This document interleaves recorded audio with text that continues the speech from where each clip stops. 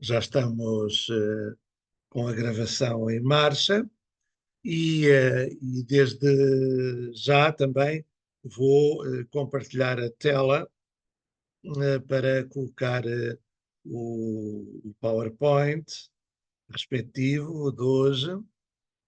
Eh, Muito bem. E, e pôr em tela cheia. Pronto, já está. Muito bem. Então, o nosso encontro de hoje eh, serve para conversar sobre esta temática. A relação de Jesus com Deus Pai, e a autoridade de Jesus, que se manifesta em muitas formas, em muitos setores, digamos assim. E eu penso, por isso é que eu uni estas duas questões, eu penso que a autoridade de Jesus nasce realmente da sua relação íntima com o Pai, com Deus. E, portanto, temos aqui essas duas facetas para a nossa conversa de hoje. A relação de Jesus com o Pai e depois a autoridade de Jesus manifesta em muitos setores. Os evangelhos são claros, há várias passagens dos evangelhos onde se fala da grande autoridade de Jesus. A Jesus era reconhecida grande autoridade. Diz São Mateus, no capítulo 7, que a um determinado momento, quando Jesus acabou de pronunciar umas tantas palavras, as multidões estavam atónitas com o seu ensino. Estavam admiradas, espantadas, entusiasmadas, não é? Como que quase enfeitiçadas, porque ele as ensinava como quem tem autoridade. Cá está a palavra autoridade. E não como os mestres da lei. Os mestres da lei também falavam muito, os doutores da lei, os fariseus, ensinavam muitas coisas, os escribas, mas o povo, ainda que gostasse mais deste ou daquele, não lhes reconhecia uma tão grande autoridade como reconhecia a Jesus. E de onde é que viria essa autoridade imensa a Jesus? Para falar, para agir, para se comportar de determinadas maneiras. Certamente que essa autoridade lhe vem da verdade intrínseca dos seus ensinamentos. As pessoas apercebiam-se de que havia a liberdade realmente, na profundidade e verdade no ensinamento de Jesus. Essa autoridade também vinha, certamente, das suas obras extraordinárias. Jesus fazia obras magníficas, como nós ontem vimos, os milagres, os sinais, não é? E isso também lhe causa grande autoridade, não é? E também, certamente, a autoridade lhe vem da coerência entre as palavras e as ações. Nesse sentido, Jesus ganha muito em autoridade face aos fariseus, aos doutores da lei, aos escribas. Porquê? Porque, como dizia o povo, e os evangelhos dão testemunho disso, essas pessoas, os chefes dos fariseus, os doutores da lei, os escribas, não viviam propriamente uma grande coerência entre aquilo que falavam e depois a forma como agiam. O próprio Jesus disse, em vários lugares, isso está nos Evangelhos, fazei o que eles dizem, mas não o que eles fazem. Ou, como diz o povo no nosso ditado, no nosso provérbio, muito bem, fala São Tomás, faz o que ele diz e não o que ele faz. Bom, mas eu penso que a grande autoridade de Jesus vem-lhe para além da verdade intrínseca dos seus ensinamentos, dos seus milagres fantásticos, da coerência entre as palavras e as ações. A grande autoridade de Jesus é possível por causa da sua relação íntima com Deus, com o Pai. É essa relação permanente e íntima que faz com que tudo o que Jesus diz seja como que o próprio Deus a falar. Com que tudo o que Jesus faz seja o próprio Deus a agir. E, portanto, a grande autoridade, não é, de Jesus vai nascer realmente dessa união total, íntima com Deus Pai. Então, comecemos por olhar, antes de falar sobre os aspectos em que se manifestava a autoridade de Jesus, vamos lembrar um pouco essa relação com o Pai. Como é que os evangelhos nos falam da relação de Jesus com o Pai? E eu vou começar por lembrar afirmações muito bonitas e profundas que estão no capítulo 17 do Evangelho de São João. O capítulo 17 do Evangelho de São João, talvez já o tenha dito aqui, é o último capítulo dos 5 capítulos em que São João coloca a última ceia de Jesus. E no capítulo 17 aparece uma oração de Jesus, Jesus a rezar a Deus. É aquilo que nos evangelhos sinóticos aparece quando, no fim da ceia, Jesus se afasta um pouco e leva com ele Pedro, Tiago e João, um pouco afastado do lugar onde não está a fazer a ceia, e Jesus começa em oração. E é aí que os evangelhos dizem que Jesus até já suava sangue, lágrimas, e que os tais 3 discípulos que o acompanharam começaram a dormir, adormeceram. Bom, esses pequeninos versículos que aparecem nos outros evangelhos sobre a oração de Jesus no final da ceia, no Evangelho de São João é todo um capítulo, é o capítulo 17, que tem 26 versículos, de 1 ao 26, portanto. E eu já vou aqui lembrar mais partes desse capítulo 17, mas para já gostava de fazer referência a estas 3 afirmações, a estes 3 versículos que aí estão. Jesus teve uma relação única e íntima com o Pai. Jesus e o Pai são um só, diz o versículo 11 do tal capítulo 17 de São João. O Pai está em Jesus e Jesus está no Pai. Isso aparece-nos no versículo 21. E eles vivem numa unidade perfeita. Então, há uma relação única e íntima de Jesus com o Pai. Nesse sentido, e ainda que eu volto um pouco atrás com aquele quadro que estava a mostrar, queria aqui destacar mais algumas afirmações desse capítulo 17 de São João, nomeadamente essas que estão com um sombreado amarelo, destaque, não é? É esta a vida eterna, que te conheçam a ti, único Deus verdadeiro, e a Jesus Cristo que tu enviaste, a quem tu enviaste. Jesus é o enviado de Deus. Veio de Deus, veio da glória de Deus, veio da intimidade, da união com o Pai para o mundo e manteve no mundo essa unidade. Depois, avançando um pouco mais, aí para o versículo 8, eu transmiti-lhes as tuas palavras e reconheceram verdadeiramente que eu vim de ti. Né? Jesus veio do Pai. Ele e o Pai são um só. E creram que tu me enviaste.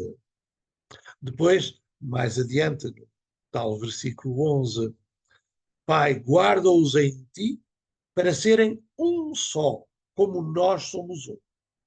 Que os discípulos de Jesus, portanto, sejam um só, como Jesus e o Pai são um só. Uma união total, uma união íntima, forte, não é? Depois, no versículo 21, rezo para que todos sejam um só, como tu, Pai, estás em mim e eu em ti. Portanto, uma união total. Né? Poderíamos dizer uma fusão, desde que não esqueçamos que são pessoas distintas, mas uma fusão total entre o Pai e o Filho.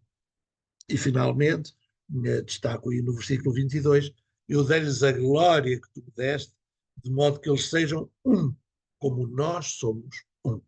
Portanto, uma grande, uma enorme, uma profunda unidade entre Jesus e o Pai. Volto ao quadro anterior.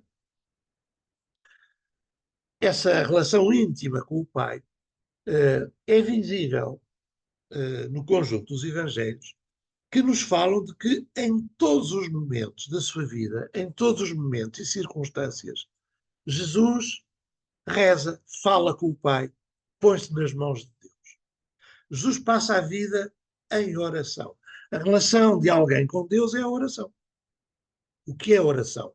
É a conversa, é o diálogo, é o estar com Deus, o estar com o Pai. E o olhar para toda a vida com os olhos de Deus. Ora, Jesus passa a vida em oração. Isto é, em diálogo íntimo com o Pai, partilhando com Deus Pai tudo o que vai viver. Isso é visível em imensos textos. Eu lembro aqui meia dúzia deles. Logo nas tentações e no deserto. Jesus vai para o deserto, mas alimentado pelo Espírito de Deus para pensar na vida, para olhar para a vida e para as opções de vida com o Espírito de Deus, não é? Com os olhos de Deus. Depois, quando vai, por exemplo, de madrugada sozinha para um sítio ermo, como nos aparece logo no capítulo 1 de São Marcos, Jesus várias vezes se afastava sozinho para ir rezar, dizem os textos. Não é? Depois, por exemplo, quando Jesus se põe em oração de louvor a Deus, não é? E diz: Bendito sejas tu, ó Pai, porque revelaste as coisas aos pequeninos. É Jesus que, cheio do Espírito Santo e estremecendo de alegria, se põe em diálogo com Deus. Depois, dizem os evangelhos inúmeras vezes que Jesus, ao sábado, ia à sinagoga. Não é? Inúmeras vezes que os evangelhos falam disto. E é por isso que eu ainda outro dia dizia, claro, Jesus nunca foi à missa ao domingo, foi sempre à sinagoga ao sábado, não é? Bom, porque era um bom judeu.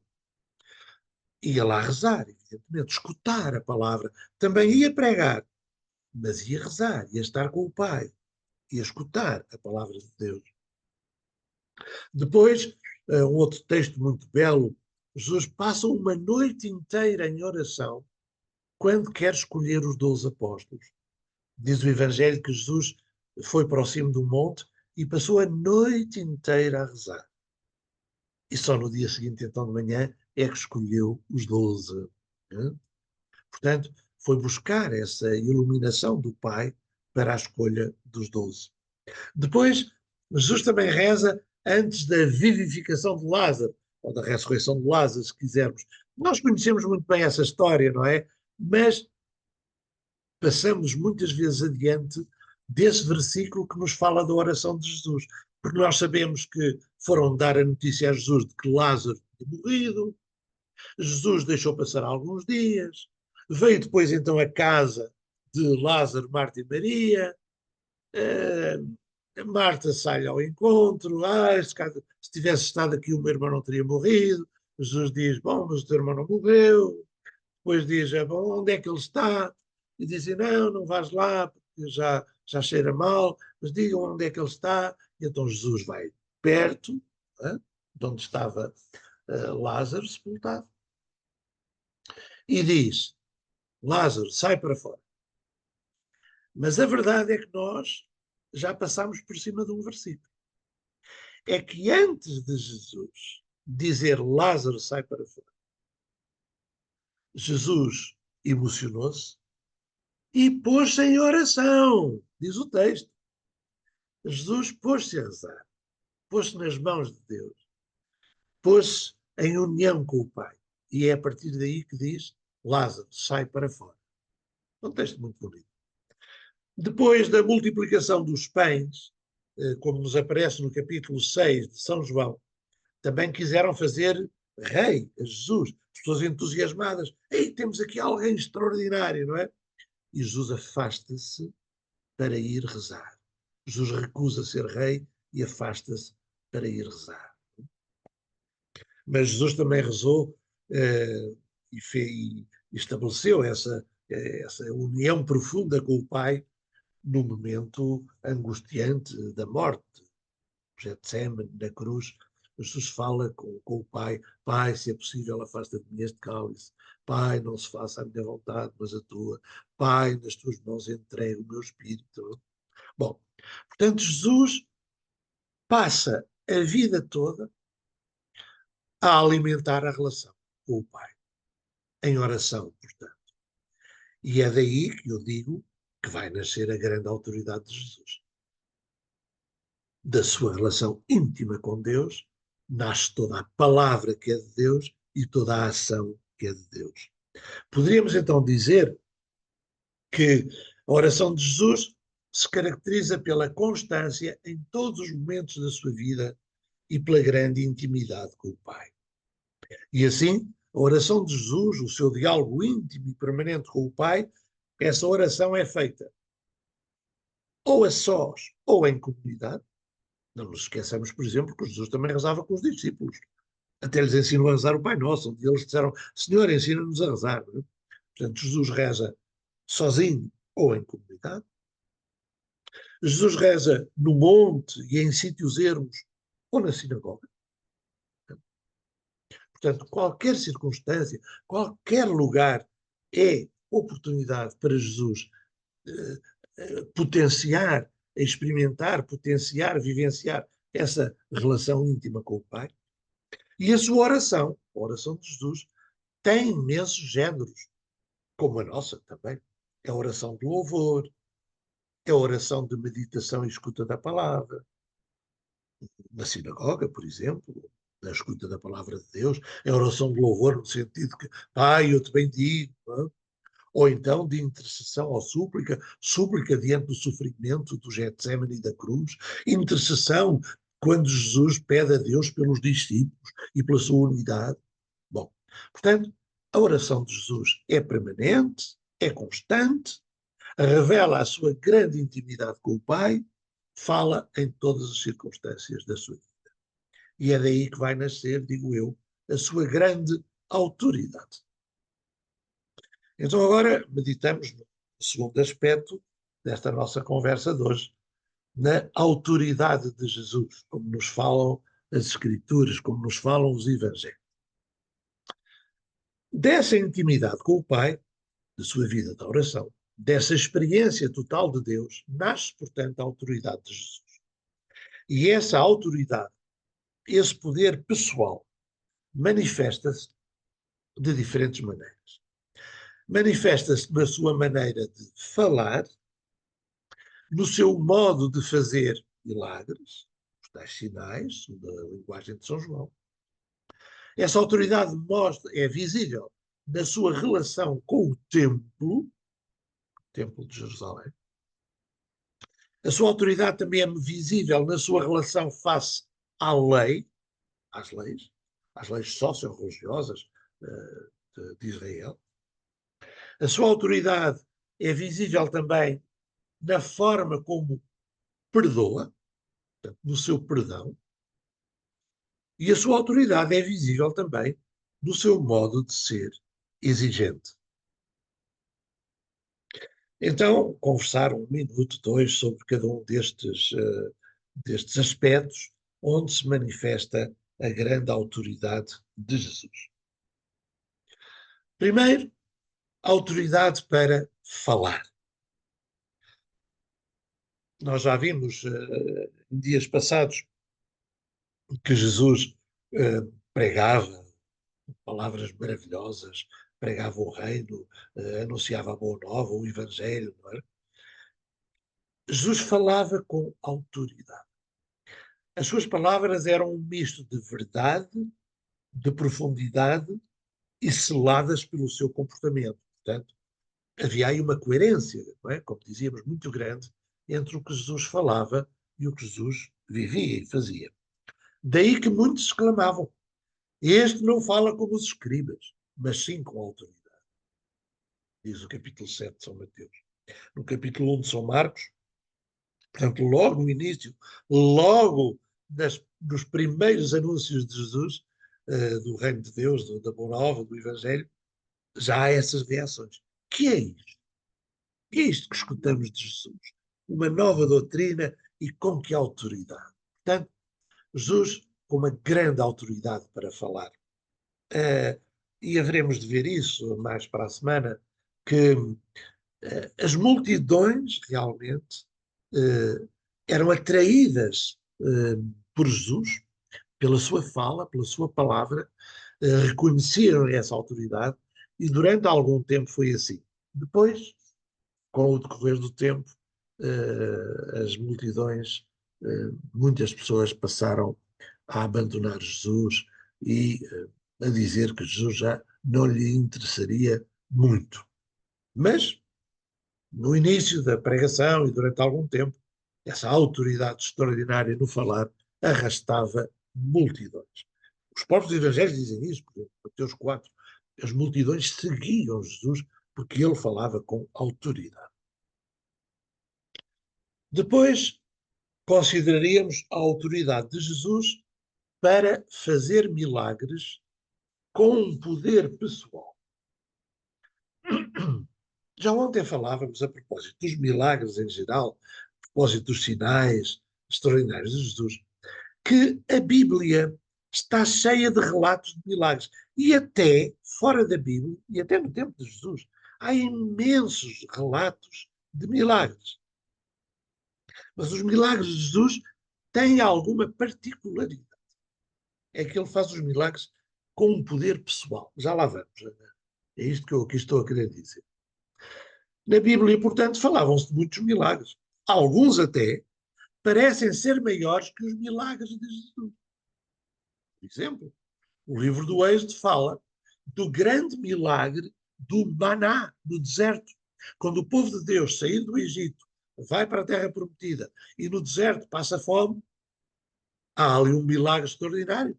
É que Deus alimentou o povo com o maná. Bom, isso é uma coisa absolutamente extraordinária. À primeira vista, maior milagre que muitos que Jesus fez.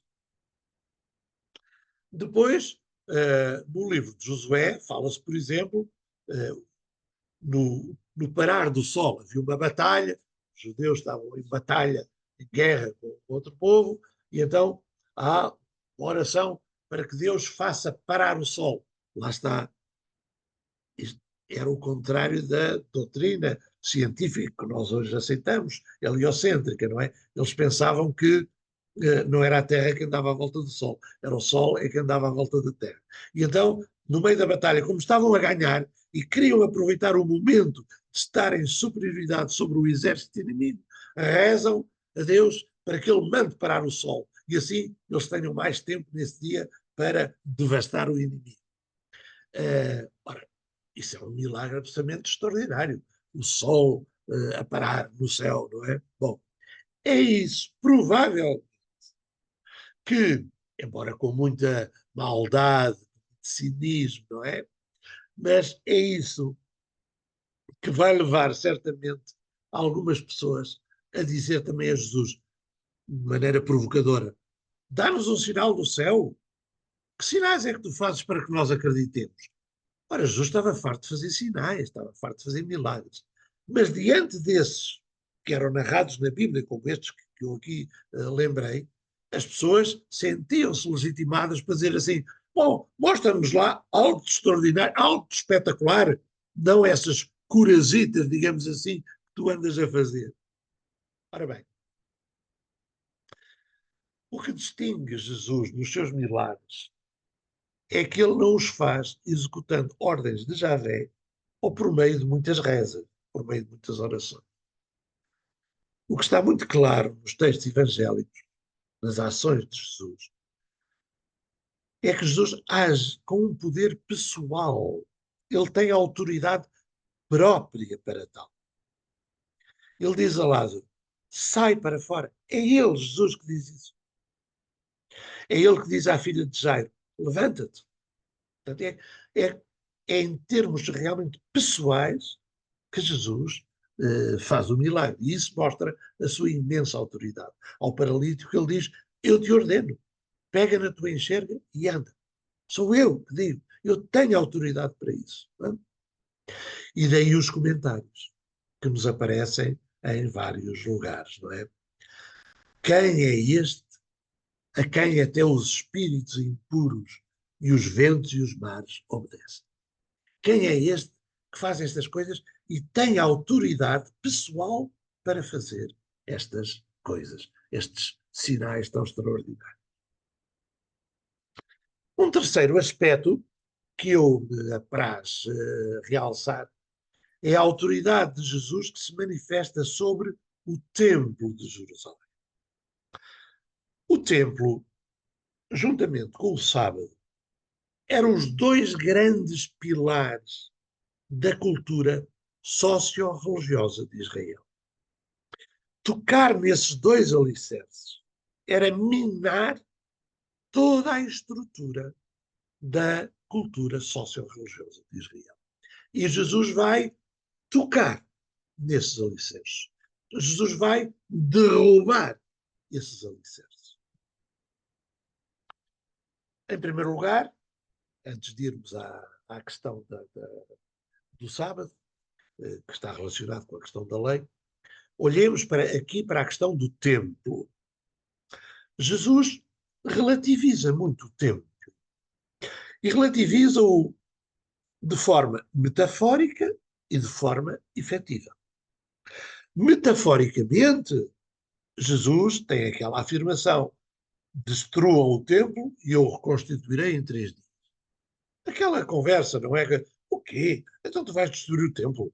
Então, mas ele demorou 46 anos a ser construído e tu agora vais destruí-lo e em 3 dias voltas a construir? O que é isso? Olha, isto é uma metáfora, não é? O próprio texto do Evangelho de João fala de que Jesus se referia ao templo do seu corpo, não é? Que seria reconstruído em 3 dias. Mas, portanto, de forma metafórica, Jesus relativiza o templo de Jerusalém. E de maneira efetiva, Jesus também o relativiza. E mostra uma autoridade extraordinária, para além de uma coragem extraordinária, ao dizer o Evangelho que ele pega num chicote de cordas e deita abaixo o seu comércio religioso. Tudo o que se passava à volta do templo. E porquê esta atitude de Jesus sobre o templo? E em que ele mostra uma autoridade extraordinária sobre o templo. O templo convertera-se em sinal de separação de pessoas e não de universalismo. O templo estava numa parte separado, com lugares próprios para o sumo sacerdote, para os judeus, mais os chefes dos judeus, dos fariseus, dos mestres da lei, depois para o povo em geral, depois para os prosélitos. Portanto, havia uma separação. Ora, o templo convertera-se, portanto, em sinal de separação de pessoas e não de comunhão, de universalismo. Depois, um outro motivo para Jesus mostrar a autoridade sobre o templo e mostrar o relativo que ele era, é que o templo tinha-se transformado em lugar de comércio e não de oração. O próprio Jesus diz isso. Vocês fizeste da casa de oração um covil de ladrões. E, portanto, aquilo era comércio, comércio, comércio, vendas, bancas, para aqui e para lá. E também o templo tinha-se tornado um lugar de sacrifícios incoerentes e não prática de justiça. Ia-se oferecer animais, compravam-se animais, ofereciam-se os animais aos sacerdotes que estavam de passo no seu horário, no seu turno no templo, eles queimavam-nos e depois lançavam incenso, mas isto eram sacrifícios externos, sacrifícios exteriores, podiam não mudar o coração das pessoas.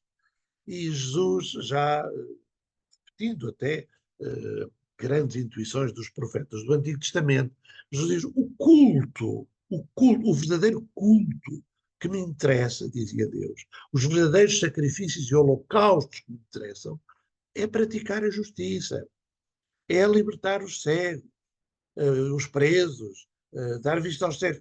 Isso é que é realmente o que me interessa, o sacrifício e o holocausto que me interessa. Ora, o templo já não representava nada disso e Jesus mostra uma grande autoridade sobre o templo, destruindo, digamos assim, tudo aquilo em que ele se tinha convertido. Depois Jesus também revela uma imensa autoridade face à lei.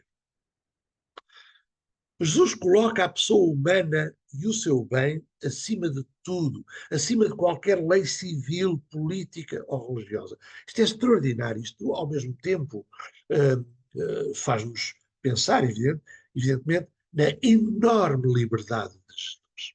Quando eu era jovem, li um livro traduzido em português de um grande dominicano, congar, chamado Jesus, Homem Livre. De Congar ou de Diocoque? De Diocoque, creio eu. Diocoque, exatamente. Uh, Jesus, Homem Livre. Jesus, um homem livre. Uh, e essa liberdade total, relacionada, portanto, com a sua autoridade, faz com que Jesus supere toda a lei. Para Jesus, as leis só fazem sentido se estão ao serviço da pessoa humana. Se as leis não servem à pessoa, se as leis são opressoras da liberdade da pessoa, sejam elas leis civis ou políticas ou religiosas, então Jesus não lhes interessa essas leis e vai superá-las. Também creio que já vos disse, na minha juventude apareceu um livro, e traduzido também em português, Jesus fora da lei, um fora da lei. Bom, para Jesus, a única lei a respeitar é o amor, o mandamento que resume toda a lei e os profetas. Essa é a única lei. E o amor é a realidade mais libertadora para a vida das pessoas e que maior alegria e paz pode trazer à vida das pessoas. Por isso Jesus repete muitas vezes: os antigos disseram-vos, eu porém digo-vos. Os antigos diziam-vos tanta coisa, tanta lei, e até nas leis diziam coisas erradas, diziam que devia-se amar os amigos e odiar os inimigos. Eu venho dizer-vos outra coisa. Eu não venho abolir a lei e os profetas, mas eu venho interpretar tudo de outra maneira, e eu venho-vos dizer que só o amor conta, o amor a tudo e todos. E, portanto, tudo aquilo que vos ensinaram, tudo aquilo que é de tradição, tudo aquilo que é de lei socio-religiosa e que não respeita o amor e a dignidade da pessoa, há que ultrapassar. Ora, toda esta atitude de Jesus face à lei está resumida na relação com o sábado, a realidade de sábado. Eu já há pouco disse que a cultura socio-religiosa de Israel tinha dois grandes alicerces, dois grandes pilares, o templo e o sábado. Jesus relativizou o templo e Jesus também relativizou o sábado. Há imensos episódios nos evangelhos que nos relatam uh, esse conflito de Jesus com o sábado, porque o sábado, que tinha sido inventado para ser um dia de descanso, de alegria, de oração, de encontro com os outros, da família, os vizinhos, o sábado tinha sido feito para isso, tinha-se transformado numa opressão. No sábado havia centenas de interditos, coisas que não se podiam fazer ao sábado. Aquilo era uma prisão. Essa lei socio-religiosa do sábado era uma prisão para as pessoas. E, portanto, não se podia fazer o bem. Jesus um dia fez um milagre ao sábado, uma vez não, mais que uma vez até. Criticaram logo, mas ao sábado isto é trabalhar, não se pode fazer. E Jesus disse, então não se pode fazer o bem da pessoa, a pessoa está à frente de tudo mais. Jesus até disse, então vocês ao sábado não dão de beber aos vossos animais? Então se o fazem, eu não posso fazer bem às pessoas, não posso curar as pessoas. Outro episódio muito conhecido diz que um dia Jesus ia a passear com os discípulos ao sábado, lá está, ao sábado não se podia passear, só se podiam dar uns tantos passos, que era o equivalente ao perímetro da casa. Estava legislado. Ora, já o ir a passear em dia de sábado, Jesus e os discípulos, já isso era pecado grave. E depois, ainda por cima, eles andavam a apanhar espigas e a comer. Bom, e então criticaram Jesus por isso. E Jesus tem realmente esta atitude e estas frases sensacionais e claras. O sábado foi feito para o homem e não o homem para o sábado. Portanto, Jesus é o Senhor do sábado, Jesus é o Senhor da lei e das leis. Jesus mostra uma grande autoridade face à lei. Depois, penúltima, penúltimo aspecto em que eu refiro a autoridade de Jesus, a autoridade para perdoar. Há imensos textos nos Evangelhos em que Jesus perdoa.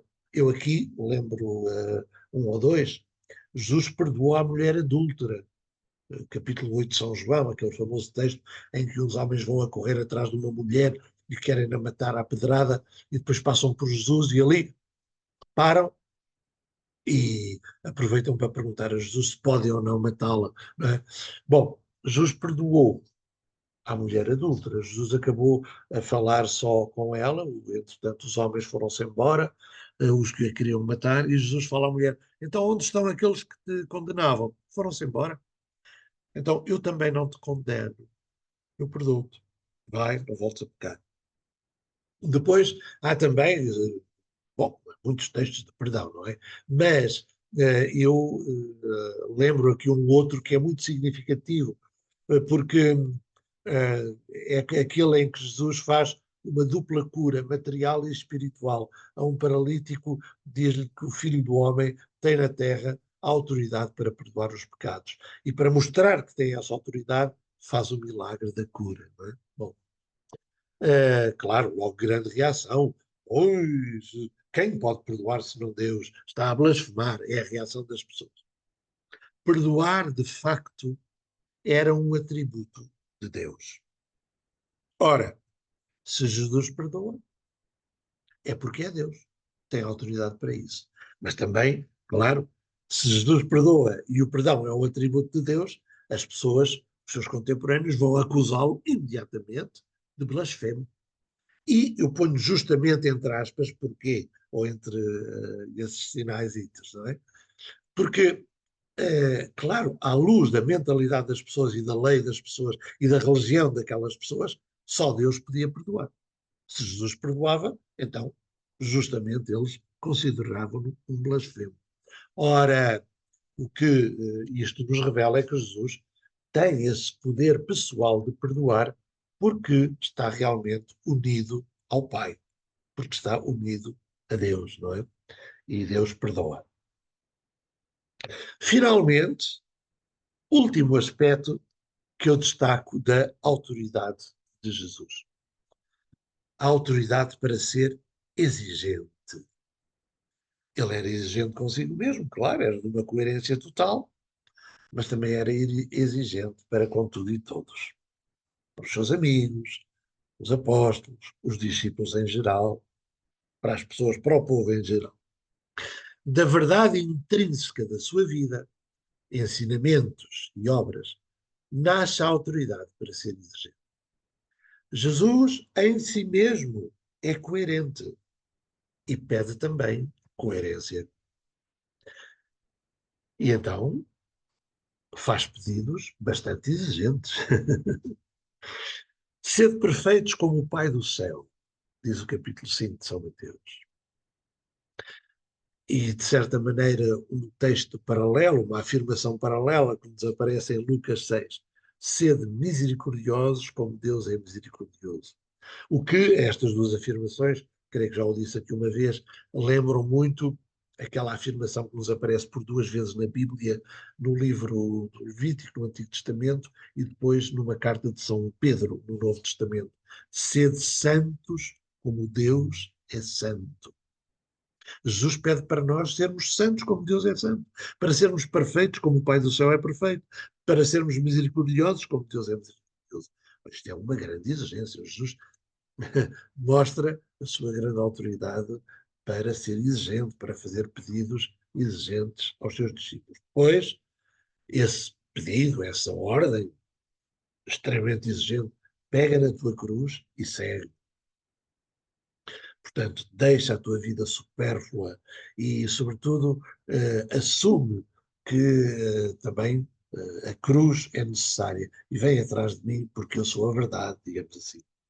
Depois também há aqueles que o queriam seguir, mas como nos aparece, por exemplo, no capítulo 9 de São Lucas, esses três homens queriam seguir Jesus, mas não foram capazes, por motivos diferentes, ou aquele jovem rico, como nos aparece em Marcos, aquele homem bom que sabia os mandamentos, mas era muito rico, não teve coragem para seguir Jesus, para deixar tudo.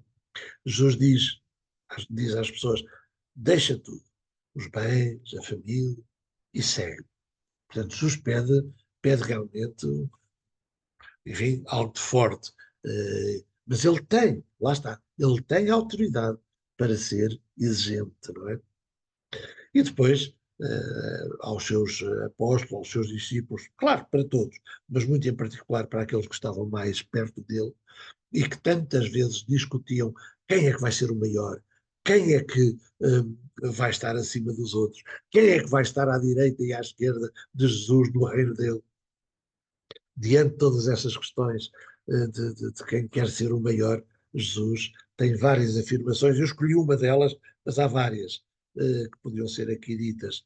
Por exemplo, quem quer ser o maior, que seja o servo de todos, que se ponha ao serviço de todos. Eu escolhi esta versão de Marcos: quem quiser ser o primeiro, seja escravo de todos.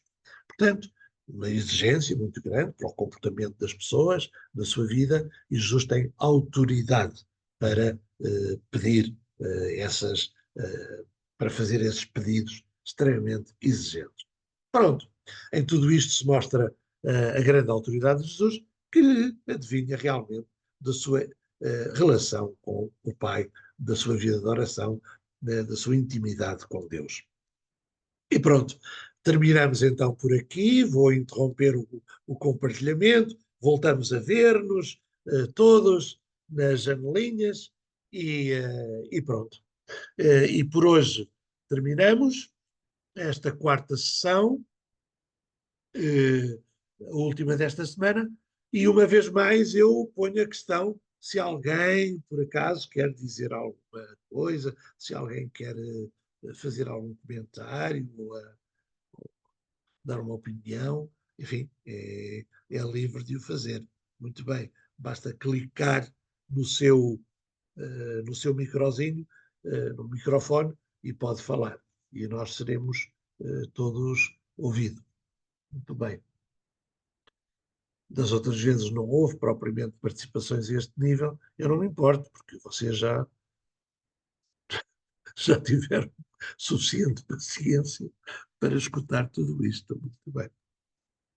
Então, se não se importa, eu acrescento só uma coisa. Boa noite a todos.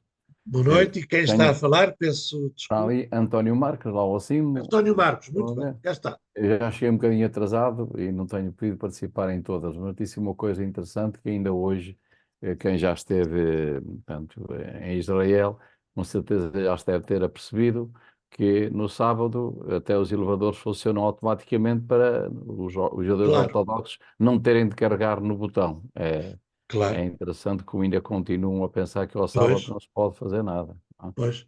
E O, comem nos quartos e tudo, levam-lhes o comerzinho, mas devem comer, digo eu, não sei. sim, comer podem, mas nem a comida é feita ao sábado, é toda feita anteriormente. Nós tínhamos um frade dominicano, o Frei Francolino, que morreu aqui há meia dúzia de anos, vá, que viveu 45 anos em Jerusalém. Ele era um grande biblista, vivia no nosso convento, o convento de Santo Estevão, em Jerusalém. Aquele convento dos dominicanos que, aqui há umas décadas atrás, fez a tradução e a edição da chamada Bíblia de Jerusalém, que é uma das melhores edições da Bíblia que existe. Bom, então o Frei Francolino vinha todos os anos no verão a Portugal e contava-nos imensas histórias dessas, daquilo que os judeus podiam fazer ou não, ligado, por exemplo, a esse aspecto de não se poder tocar no botão do andar do elevador, era também, por exemplo, tocar no interruptor para haver luz numa sala. Isso é trabalho, não pode. Não, não pode tocar no interruptor. Portanto, isto dá-nos bem ideia em relação àquilo que estávamos a falar há pouco, e creio que era o que este nosso amigo António Marcos estava a querer sublinhar, é que realmente o sábado tinha-se tornado uma prisão, quer dizer, uma coisa absolutamente estúpida, sem sentido, não? Sem estar ao serviço das pessoas, era uma opressão, não é? Muito bem. Infelizmente, na Igreja, ainda hoje, também temos muitas pessoas que pensam que, efetivamente, é ao contrário daquilo que devia ser, o mais importante é a norma, não Pois. é? Sim, Quantas este é vezes o um professor desafio muito grande. Pois, isto é um desafio muito grande para a Igreja, para que a Igreja não reproduza os comportamentos dos fariseus, dos chefes socio-religiosos do tempo de Jesus, mas para que a Igreja realmente seja libertadora, para que a Igreja ponha sempre à frente de todas as leis o bem de toda e qualquer pessoa. Muito bem. Bom, então terminamos um pouco e terminamos bem com esta reflexão e desejo um bom fim de semana para todos e, e aqueles que quiserem, segunda-feira voltamos a encontrar. Obrigado, Pronto, igualmente, bom boa fim de noite. semana também. Adeus. Obrigado. Obrigado. Muito obrigada.